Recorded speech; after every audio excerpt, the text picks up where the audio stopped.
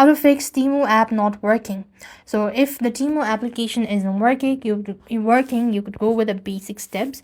Like first thing first, you want to check your internet connection. So head over to your settings on your device, locate network and internet from the list, select internet, and there you go. You could switch between Wi-Fi or mobile data as well. And moving on, what you would also do is actually you could also go to the app section from the list, and there you go, select see all apps, locate Temu from the list. So here it is. You just want to go ahead and make sure to press the storage and cache and click on clear cache as well as storage. This might actually delete the app data. If you're sure, you could do that as well. Now that you've done this, you could also check for an update.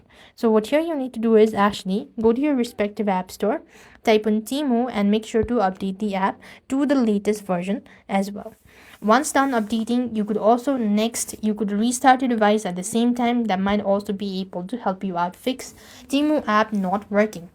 And this way you should be able to fix. I hope the video was helpful. Make sure to like, share, and subscribe. Thank you for watching. See you in the next video.